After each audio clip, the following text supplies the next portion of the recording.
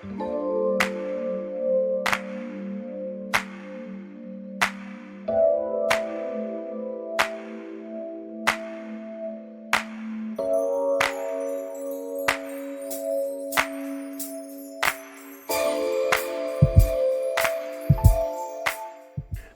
and gentlemen, thank you for tuning in to another episode of LVAD Talk. I want to thank you for taking your time out of your day and giving us a watch or a listen. Today I'm speaking with Dr. Brittany Clayborne. How are you doing today, ma'am? I am well, Mr. Connors. How are you today? Every day I wake up is a good day.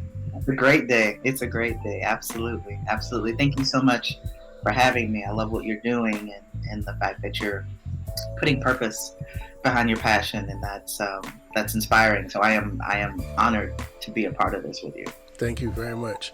Now we'll see if we can get through this interview without my batteries going off. Okay.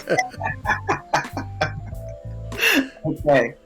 So you've had an interesting journey from heart failure to LVAD to transplant to stage 4 cancer. What came first? My son. Okay. I was diagnosed with peripartum cardiomyopathy. Mm-hmm. So when he was about 3 days old, I was told that I was in heart failure. That was in 2010. So this has been a 10, almost 11-year journey for me. So in 2010, was diagnosed with peripartum cardiomyopathy. A couple of years later, I was just managing with meds pretty well. And a couple of years later, I was at work actually, and I was walking down a hallway, and the entire hallway flipped upside down. Heart started palpitating, just couldn't breathe, just kind of panicked.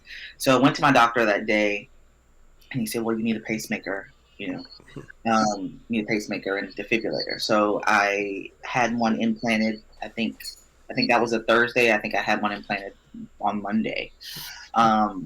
And I had the pacemaker from 2012 until about 2016. So I had it for 4 years.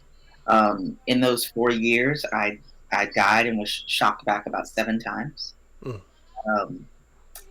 So with that last shock, my doctor said, "Look, it's getting worse. The shocks are getting more frequent. Mm-hmm. You're going to need a heart transplant." Excuse me. So I'm not sure if your transplant destination or if your destination LVAD, but for me, it was difficult to find a match because I have very high antibody levels. Mm-hmm. So they said, of the 100 hearts you get, you'll probably reject 97 of them. So we just need to be very, very careful choosing the right heart for you, so on and so forth. So they decided to actually put me in the hospital to wait for the heart. Mm-hmm. So I went into the hospital in the end of 2015, like maybe October 2015. And I can't be bored in ICU. It just doesn't work for me. So I started on my master's degree in ICU and finished that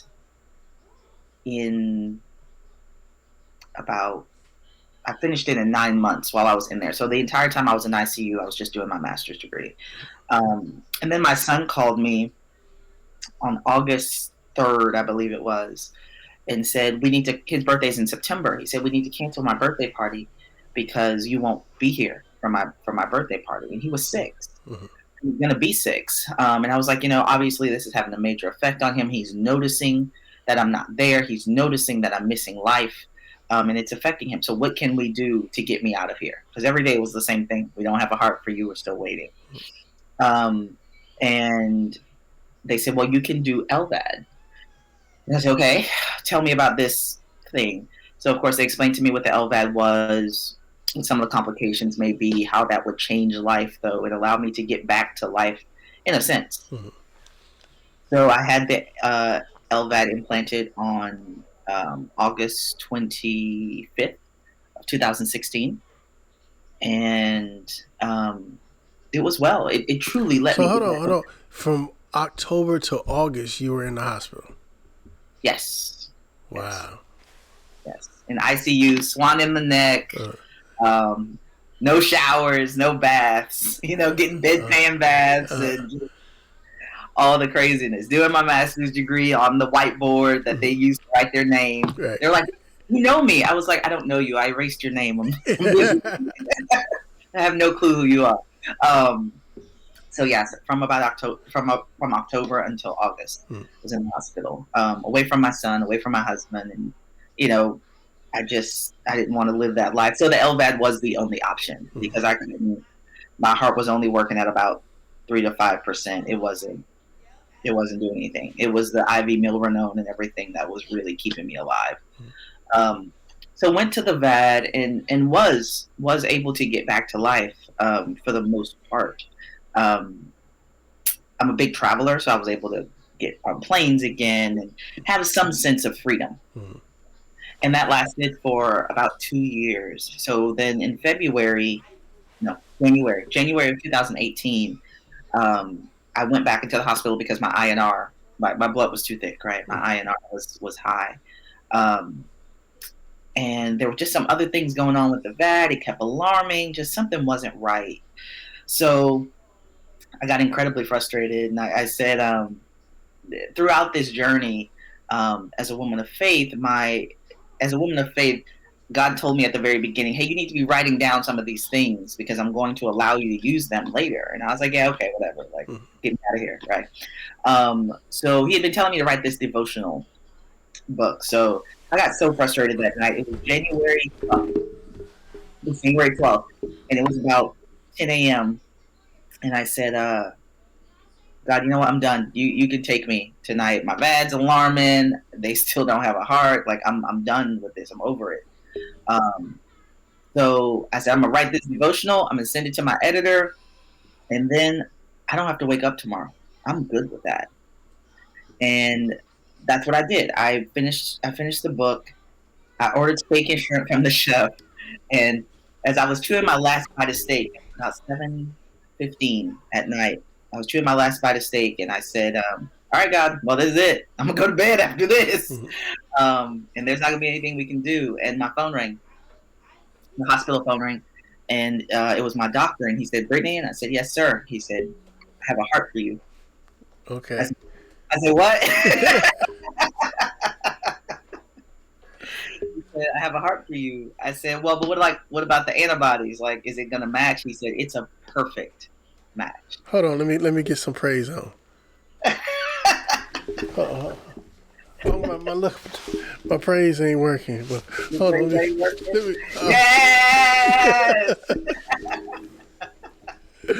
Yes, literally within.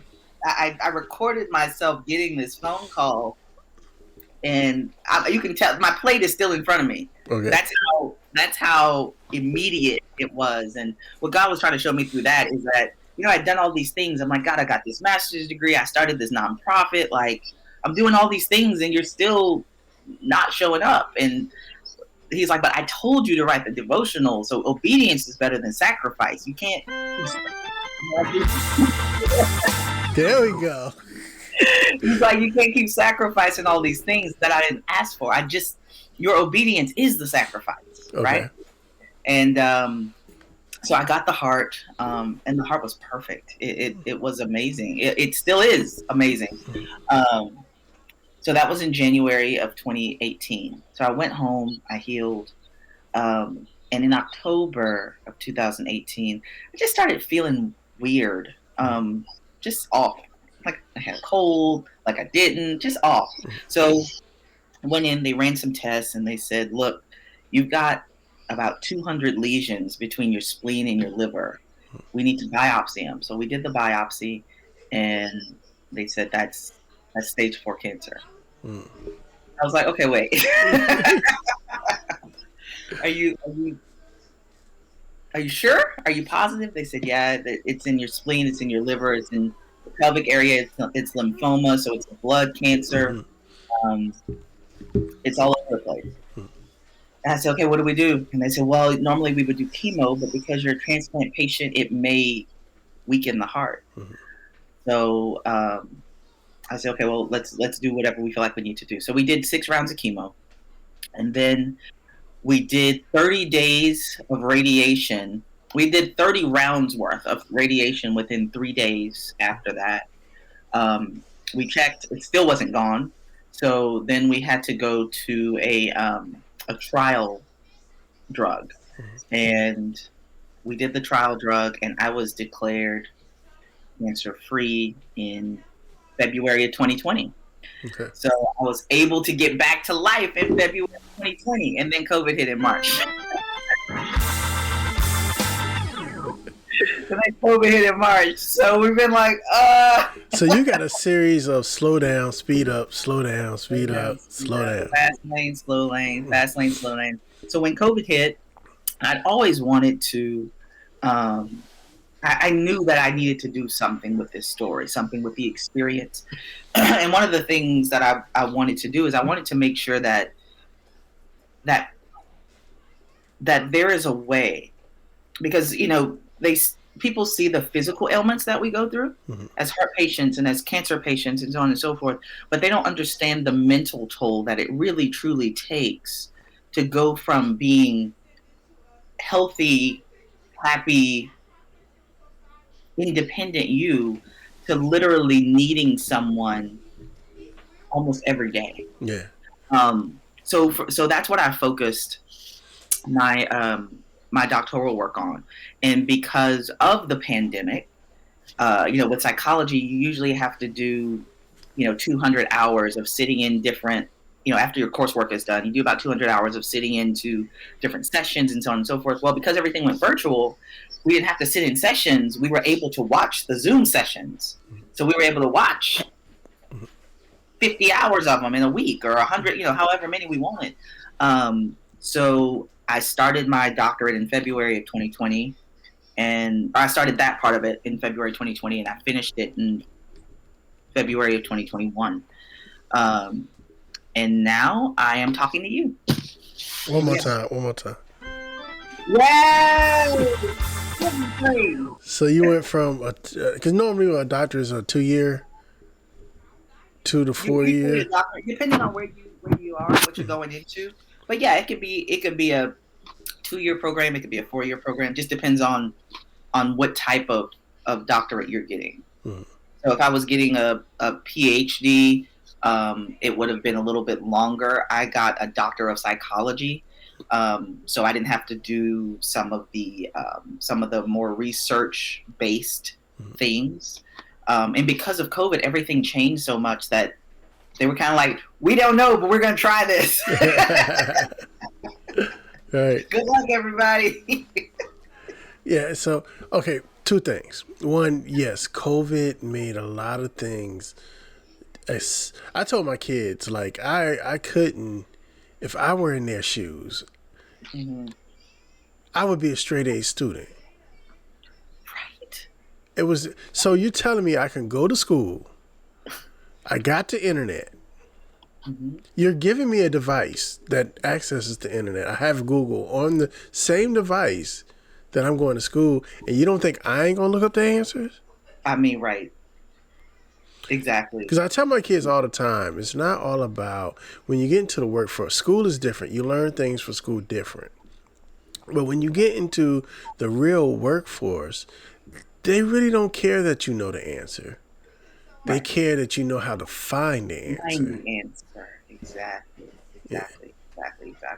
And, I was discussing with my best friend the other day the difference between knowledge or the difference between being smart and being intelligent.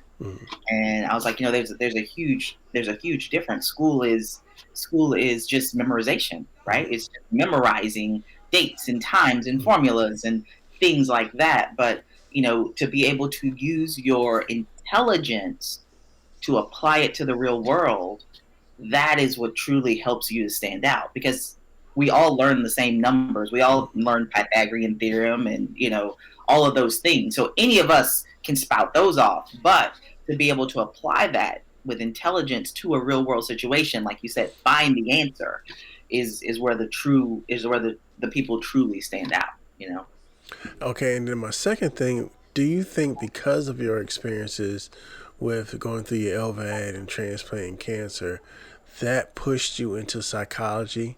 Because I find with these conversations I have with people, people always say that, yeah, getting over the physical aspect was one thing, but getting over the mental aspect was a whole nother thing and almost lacking. Like they prepare you for what's going to go on with your body, but they really don't tell you what's going to go on in your head. Right. Yes and no. I've always wanted to be a psychologist. Since 11th grade, our teacher was out that day, and we were in the psychology class, and they said we're gonna watch a movie. We're gonna watch A Beautiful Mind. And when I saw that movie, I was like, what? Because before that, I was gonna be a scuba diving veterinarian. But once I got a hold of psychology, I loved it. So my associates and my bachelors were already in psychology. Okay. This gave me. It's kind of like I was standing in this pasture, and there were 10 different roads, 10 different ways I could go with psychology.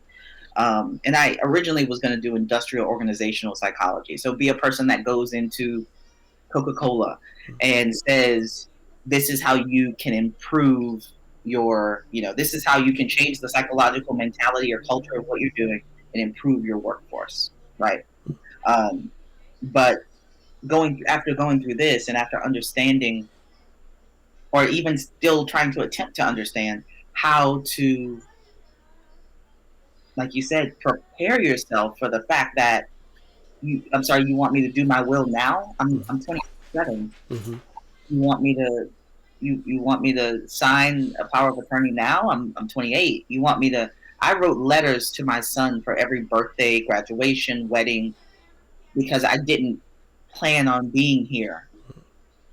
Nobody prepares you for that. Nobody tells you from the day we diagnose you, you have to be ready to go at any point between here and there, because it's like with a device, right? So that device can malfunction. That device can, and we've all had those malfunctions. It's the scariest moment of your life. Because you go, oh Lord. Let me tell you, I went to LA with my LVAD. Okay. And I was like, I just want to see the ocean. Blah. I'm sitting on Venice Beach, and the tide had been coming up, but it was about 15 feet away. I was way out of the tide. One time, I'm sitting on the beach. My LVAD is next to me in the sand. One time, that tide came up and wet my LVAD. Oh. Do you see how you feel right now? That's how I felt. I'm going to send you the picture of it. But my LVAD is wet. It's covered in sand. And I'm in LA. My doctors are in Dallas. I still got to get on the plane and fly back home. I was being hard-headed and did not have my backup controller on me at that moment. Literally, I was like, I'm going to die. Did you not bring your backup controller to LA? No, I had it in LA. It was at the hotel. Okay. But I was like, and nobody really knows what an LVAD is. So, if I passed out, they would have been like, oh, unhook this radio from her. It's this radio causing interference. Like, what are you going to do? So, yeah, scariest moment of my life. So, yeah, but I mean. No. We got to talk about that. It was scary. It was scary. So what? Okay, so now, because I can't even imagine. You got a wet, sandy controller. I have a wet, sandy controller. Mm-hmm. Did it beep? Did it alarm or anything? Oh, it screamed bloody murder. It screamed. And I had someone with me that knew about my condition and that could kind of work the controller. But even still, I'm like, did I pay my bills? Like, I'm like, did I pay my bills? Did I eat? What was my last meal? Did I tell my mama I love her? Did I call my son? Like, so how did you fix it? Did you just have to get to the hotel room? I turned it over and I wrapped it in a towel. It was like an injured pigeon. I wrapped it in a towel, and we went to the car. And of course, my heart is racing anyway because of the adrenaline. Uh-huh. And then the controller is alarming. I'm getting low flow alarms. I'm like, I'm gonna die. Like the whole time I'm walking back to the car with my injured pigeon. I'm like, I'm gonna die. Tell my mama I'm sorry. So I'm so dramatic. I'm sorry. But it truly was one of the scariest moments. No, it was the scariest moment. So you did make it to the hotel and you switched your controller. I made it to the hotel. I made it to the hotel. I called my doctor. I was like, look, I actually called them and like they were able to FaceTime me and blah blah blah. And they were like, okay, listen, do this. If you need to go to Cedars, we're gonna send your charts over, so on and so forth. They're like, but you need to come home. Right. Okay, yeah, no, I'm coming home. So I got home the next day, and they were like, call us back in like 10 minutes, and if it's still alarming, then go to Cedars. But if it's not alarming, don't change the controller. Just come tomorrow. Like when you get in, like when you land, don't go home. Come here. Right. So that's what I did. I got home, went to the hospital. They changed the controller out. Everybody came to see the controller that jumped in the ocean. I was like, was he trying to die? What's happening? What was he trying to do? And from there, it was just, I mean, it was scary. I can't even tell you what I was thinking truly at that moment, because it was such a flash. I was literally planning. For all intents and purposes, I thought I was going to die. Uh-huh. For all intents and purposes, because that was my heart. You know. Yeah. Yeah. That was my heart. And it was wet. So my thing. Okay. So I as a black man, Mm-hmm. I tend to always go against the stereotypes. And one of the things that I do that they say that black people don't do is I swim. I was an avid swimmer. My father was in the military. He was stationed in Puerto Rico. I was a teenager. We were stuck on an island with nothing but water on a Navy base. And his friends, happened to be, funny thing, he was a psych nurse, but his friends were divers. So I had nothing else to do but swim. You can go to the PX. You can rent scuba gear. I started swimming in the pool. And I went to snorkeling because you got this water, and I was intrigued by this water because I grew up in Virginia. But as you go up the East Coast, the water gets dirty and dirty and dirtier. I didn't know. I thought we had clean water. Ignorance is everything. Then I get to Puerto Rico and it's like, oh, this is amazing. I am waist deep and I can see my toes. I can see the stuff swimming. I want to see what else is down there. So I started snorkeling and then I started scuba diving. Mm-hmm. So being able to not get in the water, I don't do much exercise. But the one thing I would do was swim. And I was blessed where all before I went into my first little heart attack where I got my LVAD, that whole summer before, my kids took swimming lessons. And on Thanksgiving, we have a place called Great Wolf Lodge here.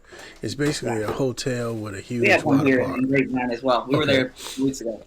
So that one time was the only time I ever got to swim with my kids. Mm-hmm. Like, my daughter just blew my mind. Like, I thought, I know they was taking the lessons, but she took off. And at the time, I think my son was 3 or 4. He's swimming across 6 feet. I'm like, oh. So that was the one time. And being that I live in a beach community, it's a hurt piece to not be able to, like, I'm scared to go on the pier. I'm scared. So I have this reoccurring nightmare, and I mentioned on a couple of episodes ago. I have this nightmare where I'm at the beach on the pier, and one of those wood planks falls as I step on it. Oh my God. Not to mention, okay, I live in the Hampton Roads area. And I live we have two sides. One side called the south side, the other side is the peninsula. To get to the peninsula from the south side, you have to go through either one or two. It's two tunnels. You got to go through one of these two tunnels, which goes under the bay. Under the bay. Under the bay. You're driving, you're on a bridge. Under the bay, under the water. So my thing is, and every once in a while it drips. And I'm like, that's all I got to do is be under this tunnel, and the water just comes in, and I'm a goner. There's nothing I can do about it. Right, and you know what? I don't think people realize that. I have a heart transplant, but it's still, to this day, it scares me to go over a bridge. Because I have this fear that bridge is going to collapse, and I'm like you. I'm a fish. I'm a certified scuba diver. Like I said, I wanted to be a scuba diving veterinarian. And my first job, I went to school in Corpus Christi, Texas. So my first job was at the Texas State Aquarium. I was swimming with dolphins and feeding sharks. Like, it's water. It was. I grew up in Norfolk, where Jacques Cousteau, his offices were, right, where scuba was invented. Water was like, and like you, the thing that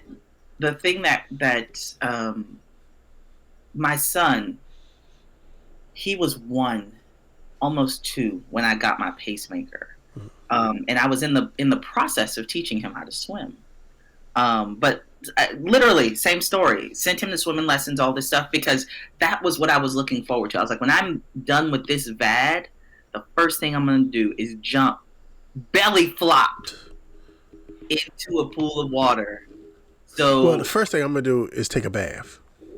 Right. Because, Lord, I miss a bath. If I would have known. It's a good old bath. I'm going to rent a hotel with one of them big old. You ever remember the movie Scarface? I'm going to rent you one. You remember the movie Scarface? Sean he's done with his LVAD. I'm going to let me get Sean a room. I want that big bathtub Scarface had that was sitting in the middle of the floor, and I'm gonna buy 5 cases of Mr. Bubble, rose petals, yes, and everything around it, just for you, yes, just for you. I want a big enough so I could just snorkel from one end to the other. I'm gonna put you some scuba gear over there, and then you a skin cap. The only time I'm going to leave is to go outside to get in the pool. There you go. See, so that was very much me. My son, like you said, wait, I found this. This is moments before. I won't be able to see it great, but it's an okay look. This is moments before the incident. Oh, so I'm sitting on the beach. You see how far that water is? That water has no business coming all the way up to where it came up to. No business. Let me see. And then I took a picture because I had to send a picture to them. How much does that hurt your heart right there? Oh. Let me see if I can get this to. Oh, it's bouncing off the thing. I'm gonna have to send you this picture, but you can see my controller. Yeah. And it's covered in sand. It's wet. Oh my goodness. Yep. Literally. I was like, that's it. I'm dead. I'm done. I'm out of here. But very much like you, was a diver, was a swimmer. So my son kept him in swimming lessons, kept him doing things, and he's an avid swimmer now as well. So this is, we had a camera crew come and shoot some stuff, and it was basically me sitting by the pool with my LVAD and my son swimming. And this is actually a shot of him in the water, underwater. Nice. Right. So yeah, no, we're breaking all kinds of that stereotype. I'm like, whoa. So then I have some great pictures, just recently with me and him underwater, because so this is before all of that. I was, like I said, literally teaching him to swim. I don't know if you can see that or not, but literally in the water teaching him to swim, and and he had so to do learn. You still get anxious around the water? I do. It's not something. I don't think it's something that's gonna go away anytime soon. And I literally have to talk to myself. Like, I'll be like, Brittany, you don't have an LVAD. You can swim. Your son can swim. If this 300-year-old bridge that is never broken happens to break, while you happen to be going over it for the next 2 seconds, you will be fine. Mm-hmm. Brittany, you will be fine. But it doesn't, once again, psychology. There's got to be a way to help us, because this is very much PTSD. It's very much classic PTSD, right? It's believing that something is going to happen that could happen but never really happened, right? It's that idea that this is one of the things that can take my life, and I have to guard against it in a way that is going to be almost overprotective, right?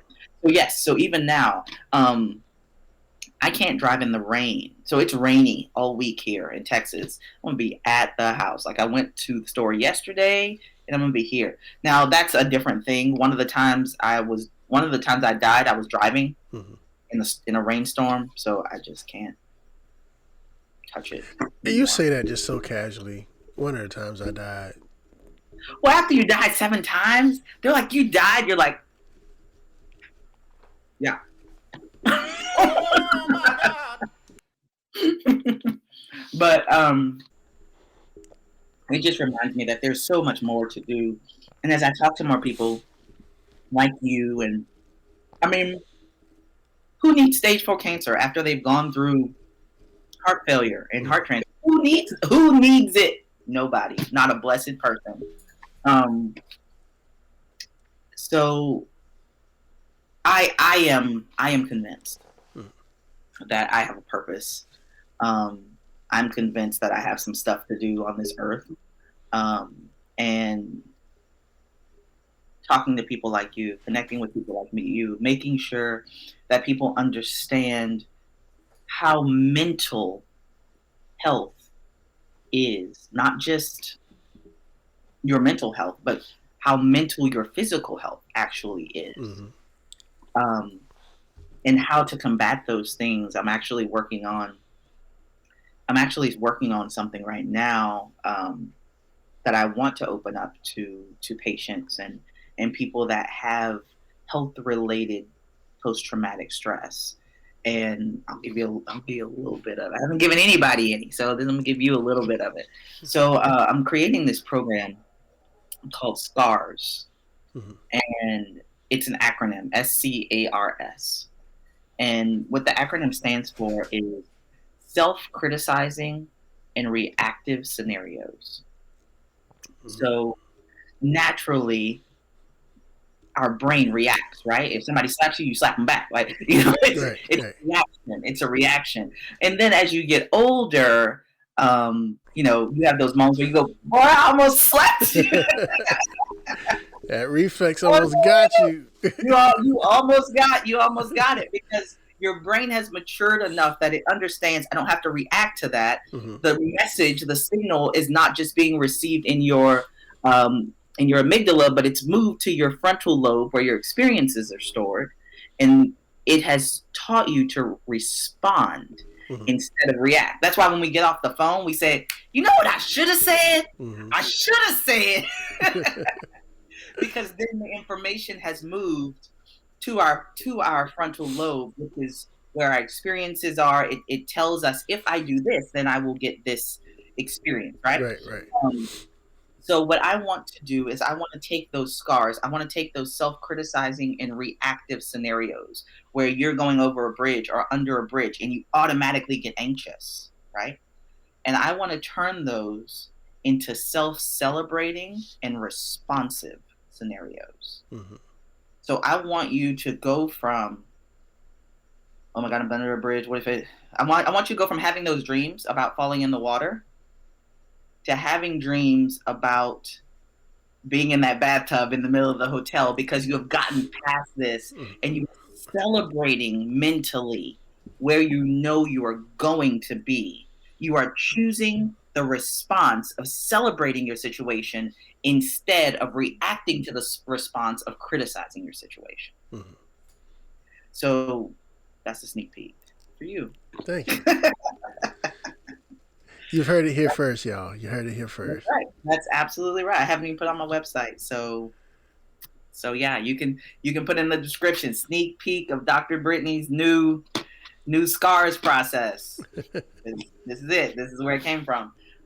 So yeah, so I'm going to develop probably a 12-week class that's going to psychologically and mentally, literally change the way that we respond to our traumatic health situations. Mhm. Because the doctors are doing an amazing job of keeping our bodies well, but unfortunately, like you said, they don't help us prepare our minds for what our brain is going to go through in the process. And what I feel like it comes down to is most of us are grieving ourselves before we die, Mhm. right? Most of us are sitting in a place going, I used to be able to. I used to be able to. Those are self criticizing and reactive things. What we should be focusing on is what I am going to do or what I can do now Mhm. is blah, blah, blah, blah, blah. You were able to scuba dive, and that was amazing. And that felt so amazing to you. But you are changing lives because of your journey. You are changing the narrative around LVAD and heart health and how important it is truly to keep your body healthy and to keep your mind healthy and in line with your body. So I love what you were doing and what you were enjoying, but I am enamored with what you can do now and where this can go in the future. Mhm. So I'm proud of you. Thank you. Thank you very much. Hold on. Tambourine next time. I'll bring tambourine next Oh, you time. ask for it. Don't ask for it. 'Cause I got you.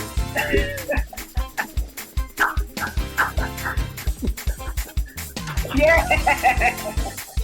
Don't ask for it. I got it. I love it. So I have no business having this app, but Love it. Love it. Love it. Love it. Love it. So yeah, that is where I am. That is what I'm doing. Do you have any other questions for me? Like I took over your podcast. but that's what I wanted. Yes, that's exactly what I wanted because your journey is. Thank you for giving me my accolades, but your journey is incredible, just the same. I dealt with my wife passing of pancreatic cancer. Oh wow. So, and I know what the journey was. I know how hard that radiation and that chemo is. And to still come through, you know, I applaud you because I tell people a lot of times I don't know if I was as strong as my wife was dealing with that and having the kids and still going through it. Right. And, so yeah, you're a superhero to me.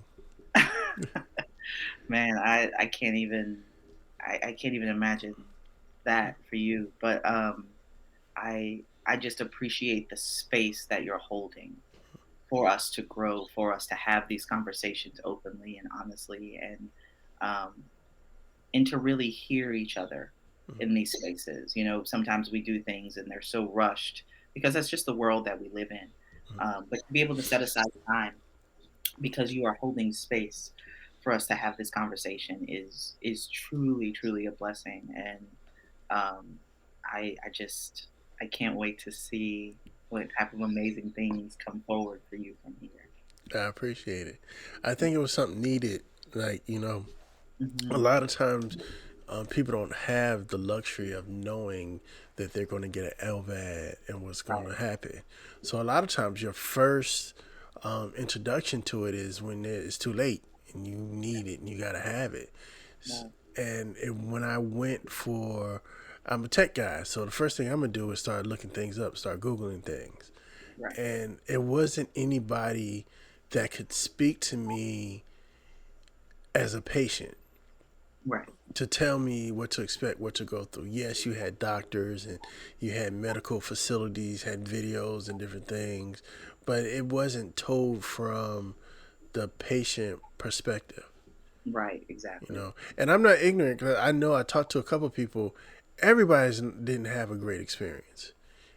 Right. And with my platform, I want to give them a voice too.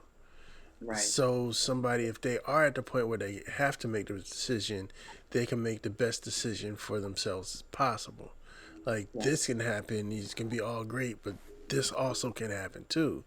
And I think you can make a better educated decision about how you want to continue if you have something like All this this to, information. yeah, to refer to. So Right. Absolutely. Absolutely. I absolutely agree with you. And um, like I said, I appreciate you holding this space.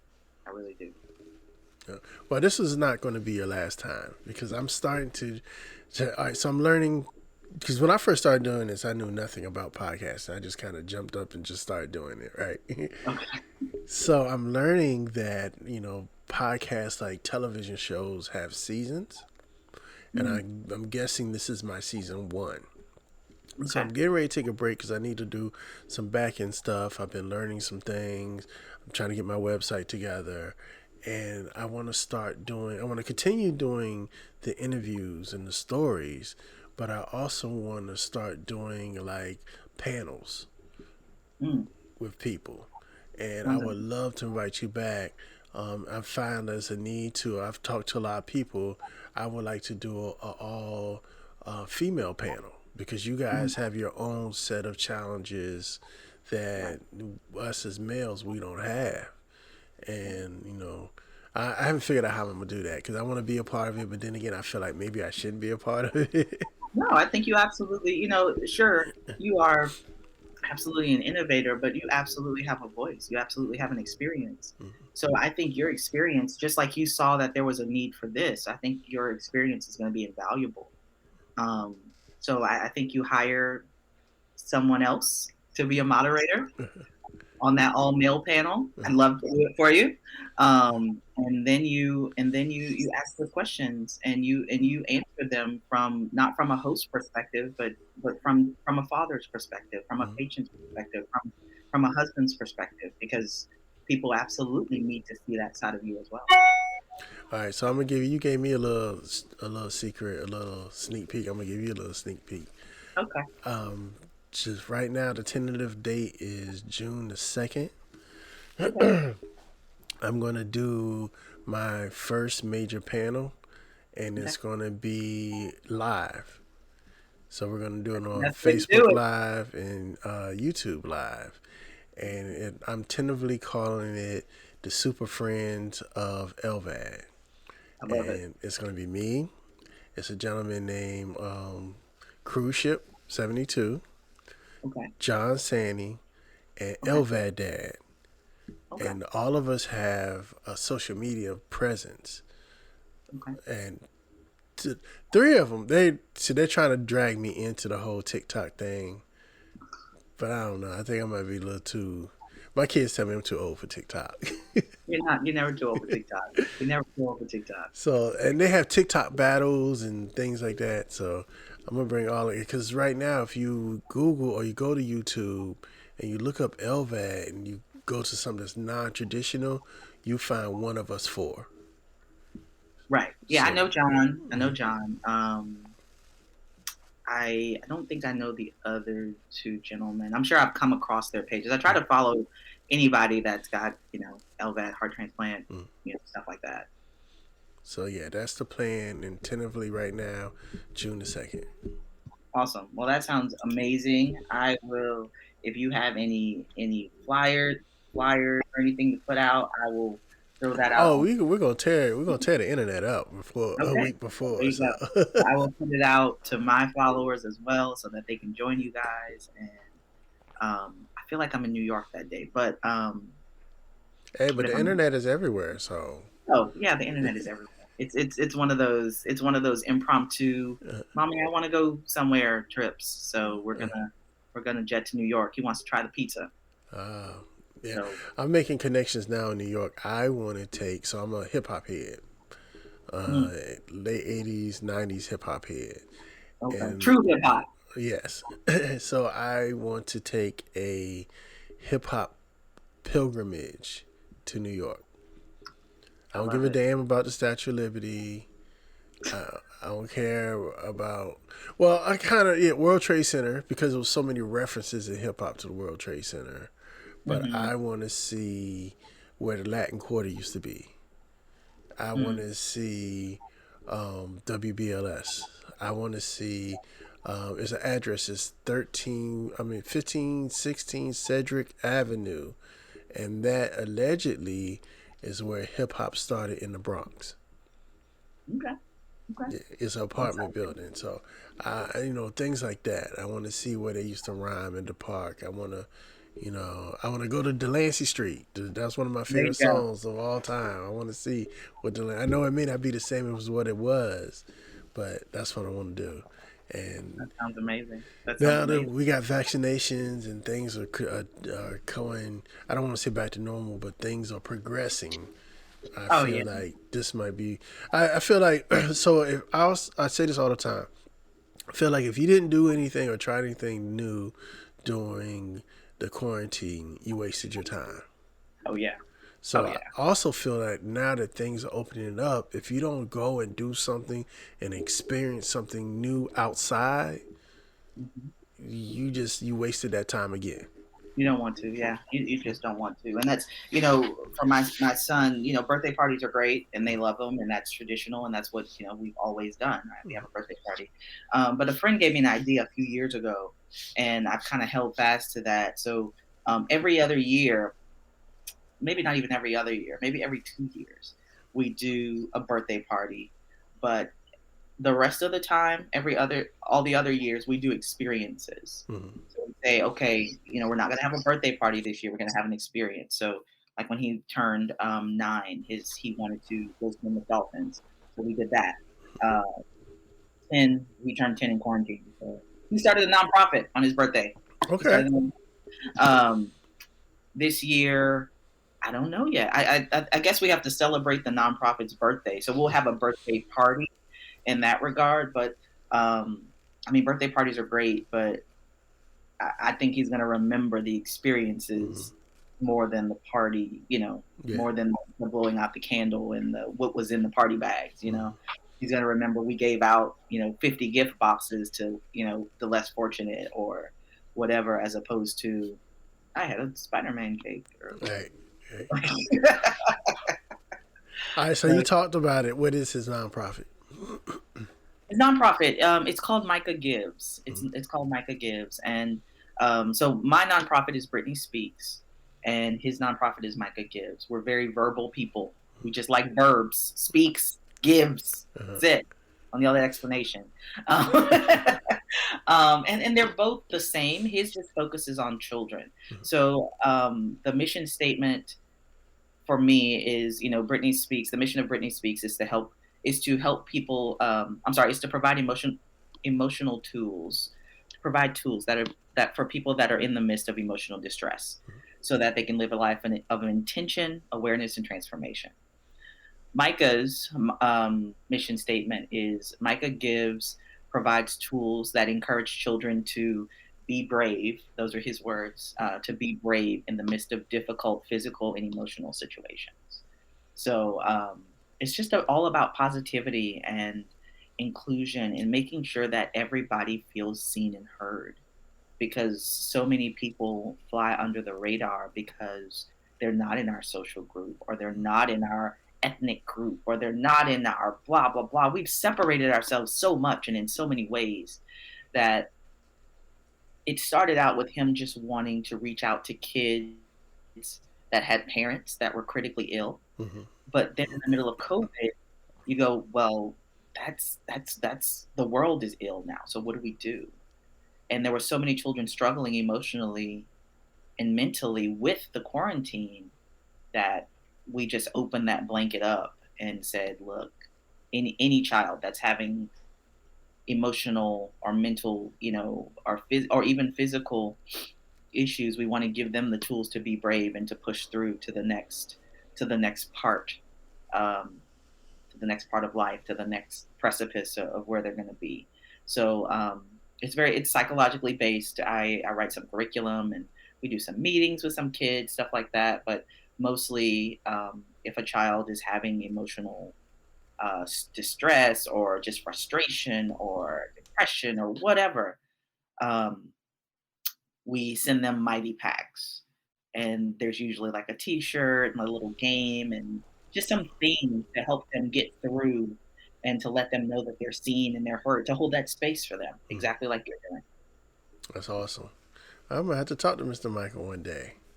He would love it. He actually today I said, hey, I've got a video interview, so you're gonna have to be quiet. He's like, why do you always get interviewed? I never get interviewed. All right, we're gonna change that. We're gonna talk after this. We're gonna change that.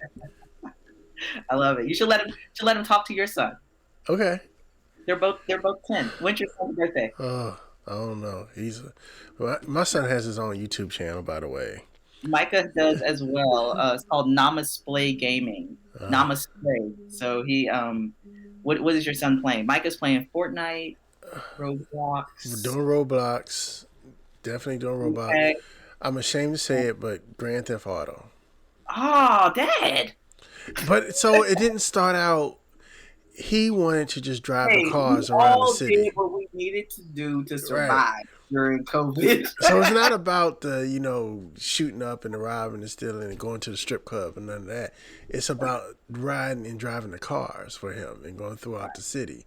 And now his car repertoire, I pulled that word out, is incredible. Like I'm a car dude, but he be like, Daddy, no, that's the Challenger, that's the Charger, that's the Tesla Model S, because of the cars he sees in the game.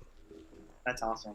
That's awesome. So yeah, Mike is starting to get in the cars. He's starting to get in the cars, but yeah, I think my son is. They're probably very similar. Mm-hmm. They're probably very similar. Micah's has a hyperactive diagnosis, so so he likes to talk and chat and they will get. I would love to see whose batteries ran out first. My son's channel is SEJ Nation. SEJ Nation. And right, so I'm trying to get him to focus right now. Right now, he's just so enamored with turning the camera on and talk. I'm like, so you kind of got to have a message of what you want to talk about. No, I won't turn the camera on and talk. So we're working on that right now. Yeah, it's the same thing with Micah. I'm like, buddy, you're just talking while you're playing the game. Like, are you trying to complete a mission? Are you trying to? He's like, no. But my son watches these channels. It's a grown man playing Grand Theft Auto and playing it, like acting out scenarios and stuff. And my son will watch this for hours. Hours. I'm like, you are not playing the game. You're watching somebody else play the game. And that's the craziest thing in the world to me. Because I'm actually a gamer. I'm not going to lie. I'm probably going to get off of here. I have a meeting at 4. But if I didn't have a meeting, I would totally go play Call of Duty when I got off of here. True story. But so with me, I got to separate it. So I've always been a gamer, but I always worked in IT. So that meant I could never play computer games. I always had to keep it to a console because I don't have the discipline to be like, I'm supposed to be making this website, but Call of Duty's on the same computer. I can't. I got to keep it. I got to keep it separate. I have to play. We actually have 2 PlayStations because we can't. I need it, and he's on it, and that's a problem. Yeah, so you need to have your own PlayStation. So we're Team Xbox, so we got 3 different Xboxes. I'm waiting for the new one. Well, y'all go on with that. I almost went because right now it's hard to get the new one of either one, and I was like, whichever one we get first is what we're gonna get. But I kind of want to stay with Xbox just because I'm so invested in it. Yeah, of course. I wouldn't. They could drop the Xbox down to $100, and I wouldn't switch over to Xbox. I've had the PlayStation since the first PS popped up on the screen. Mm-hmm. Like I had one Xbox, and I had the Xbox 360, and then I was like, I prefer PlayStation Network. Sony doesn't go down like Microsoft does. Oh, see, there you go. There you go. But I can play. I can play my Xbox games on my laptop though. Yeah, well, I don't need that. I'm Mac Nation, so I got my Mac set up. I'm Team Android. See, that's why we could never get married. We could never get married. Yes, we could because my stuff would be my stuff. Yeah, but it would be a house divided all day long. All day long, we would argue about who's your football team. Dallas. Oh, see, I'm a Saints fan. I can't. How you live in the? I am from New Orleans, Louisiana. I was born and raised in New Orleans, Louisiana. We didn't move here until I was, late high school. I didn't grow up here. I'm not gonna say I You hate are Dallas. in the promised land. You are in Mecca. You live in Dallas. I am in the middle of the parted sea. But look, I tell you on the side. I live in Redskins territory. See, and that's I first of all, it's the Washington football team. First of all.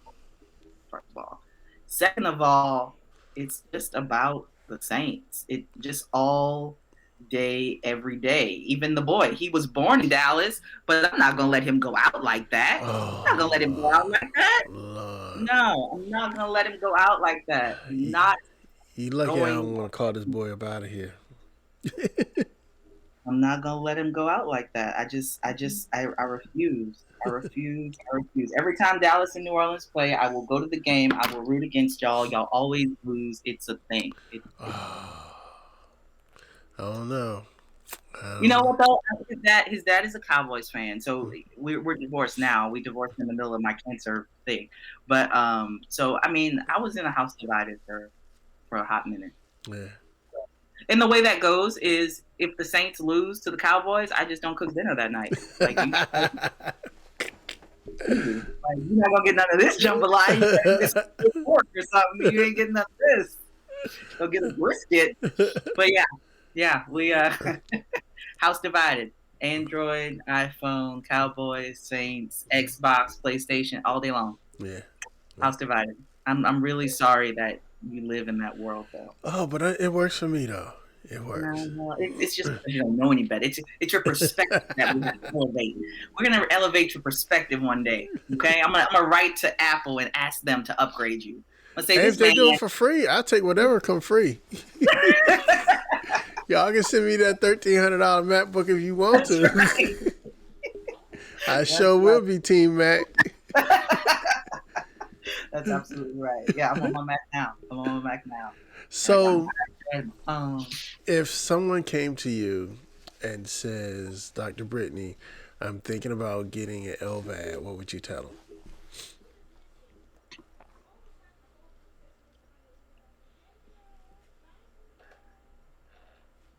I would have to know more about their situation. Because they offered me the LVAD about 3 months into that 9-month stay. And I was like, absolutely not. Nah, absolutely not.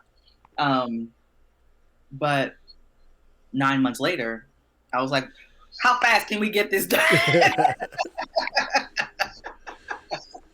How fast can you get this done and get me out of here? So I really, truly think it depends on the person's situation. I think it depends on, if I didn't have a son, I probably wouldn't have gotten the VAD if I didn't have a kid to get home to. My husband at that point obviously was able to come and visit, so on and so forth. And he probably would have wanted me to, just wait until transplant. But I mean, the perfect heart didn't come up until 2 years later, unfortunately. But even still, if I didn't have a kid at home, I probably would have waited. I honestly probably would have waited. So it really, truly depends on the situation. I just had a really good friend that I met. I actually never met him in person. He was the good friend of a cousin of mine, and she reached out to me. She said, hey, they're talking about giving him an LVAD. He's never heard of it. Kind of the same thing, right? Never heard. He has no clue what it's about. Can you talk to him about it? And I was like, yeah, sure. So me and the guy got really close, and we would chat, and like I said, never met each other face to face, but we would talk about it and so on and so forth. And he eventually got the VAD. So he had a fiance and he had a 2-year-old. And that was the only thing he could do. They didn't offer transplant to him as an option. He had some weight to lose, stuff like that. So they only offered LVAD. So in his case, I said, absolutely. If they are offering you an LVAD and they're saying they can't approve you on the transplant list until you lose weight and your heart is actively failing, you're retaining 20 pounds of fluid a week, yes, you go VAD. Absolutely. No questions asked. And unfortunately, about maybe 6 months ago, his kidneys gave out on him and he passed away, and he was maybe 27. And I miss him like crazy. But But so it depends on the situation. But that VAD extended his life far beyond what it would have been extended if he had not done it. So I like I said, it really truly would depend on the situation. And the other thing it would depend on is their state of mind. Because it takes a lot on you, you know, to, I don't know about you, but when I heard that battery beep, I was like, come on! Nah. I told you at the beginning of the conversation, I'm waiting on mine to start beeping any second now. Right? Exactly. And I bet when I hear that, if I hear that beep and I start bawling, just don't even mind me. Just change your battery and live your life. But because so many times I remember being on the phone or being in the middle of one of my son's, you know, school events or something, and hearing that beep beep beep and going, yeah, are you good? No, I'm dying actually. Just give me like, and I carried mine in a backpack. So you carry yours. I got I would get like rashes on my neck. So I got one of those. It depends on what I'm doing. It changes. This is the standard bag. I got a couple Supreme bags I use. I just got a you know those backpacks, like kind of like those army backpacks that they put the water in. Yeah. I got one of those, and actually my best friend bought it, and we took the water thing out of it. It's a camel. They call it a camel. A camel, exactly, and everything fit in there, and it was compact. You know, it wasn't a whole huge backpack, but it was compact, and it was waterproof. And after my swimming incident in the ocean, you baptized your LVAD. We felt like that was the best option for me, so I carried it, and I still have all of my equipment. They're like, "You want to donate it?" And I'm like, "Nah, this is my stuff. This is my stuff." But yeah, what do you have? What kind? Heartmate 2. Okay, that's what I had. That's what I had. So I know the weight of those. Man, when they took those batteries off my back, I was like, And I had an issue with my driveline where they had to repair it. And when they repaired it and put a new one on, they made it shorter than what it was. So I can't do backpacks anymore. I'd be like, can y'all fix this? And mine was short. That's why we have to find a bag that zipped all the way to the side. Because mine was very That's big. why I ended up with the Supreme bags, because I went through a struggle. I needed bags that zipped on both sides. Right, exactly. Exactly. People don't think about that. Should I get an LVAD? Do you have bags that zip on both sides? Right. And I was trying to be fly. I was like, I want me a little Louis Vuitton bag. Like, Louis Vuitton is not checking for LVADs right now. Let me tell you something. Have you remarried? No, I'm dating now, but I haven't remarried. Okay. So for me, it was the same thing. I was like, what am I going to do with this bag while I'm trying to do married people stuff? Right. I have this on my back? Who am I? Rambo girl? Like, that's not going to you take it off and you flip it to the side and you let what happens happens. That sucker into the wall and you hope for the fence. Hope these lights don't go out. All right, so I'm trying to wrap up, but we'll talk about the story of me shocking somebody. Okay, go for it. I want to hear it. Yeah, we were getting to know each other biblically. I did that too. And this was like, so I don't have that. I haven't been shocked in years because my heart, I guess, is stronger now. You know, I've been exercising, doing things. But right after my surgery for like 2 years, 3 years, I could go into the episode and get shocked. And it was at the point where I was starting to get better. So, you know, as you're getting better, you don't think about these things. And yeah, we got to the part where the fireworks go off. Right. And the firework went off. And it did. I remember that. My husband, that happened one time, and my husband said, "Did you feel that?" I said, "Call the ambulance. Call now." So, so she felt it, and I think she enjoyed it. He asked if we could do it again. Yeah, so, right. No, we can't. No. No, we Matter of fact, you can't come to my house no more. At all. At all. Walk yourself out. Just walk yourself out. All right, I gotta go now because my mama listened to this and now I'm gonna be in trouble. My mom will too, and so probably with my ex-husband. He's gonna be all mad at me. But anyway, that's. I once again thank you so much, Sean, for having me. I appreciate your time. I appreciate your you holding space for us, and I appreciate you constantly trying to find ways to make sure that if anybody has to take this walk, that they have a map. Thank you. Before we go, I want you to let people know how they can catch you on social media, how they can get your website, and how they can just get in touch with Dr. Brittany. Absolutely. So my website is brittanyspeaks.com, and all of my social media handles are at Dr. Brittany Speaks. So at DR and then Brittany, Brittany Speaks, SPEAKS. So that's Instagram. So Instagram, Facebook, TikTok. I'm there. If you look at Sean Connors, I'm there, but we're working on it. All right, sounds good. Well, I look forward to seeing you show up in the TikTok world, Sean Connors. Yes. Ladies and gentlemen, thank you for listening to another episode of LVAD Talk. You can find us on, we have a Facebook page now, YouTube, anywhere you get your podcast, Spotify, Apple Podcasts, Podspeak, everywhere, everywhere you can find us. I want to thank you, Dr. Brittany, for taking your time out today and having a great conversation. Let's end it off one more time. One more. Yes! It's been fun. Ladies and gentlemen, I'm Sean, that's Dr. Brittany, and we are out. Out.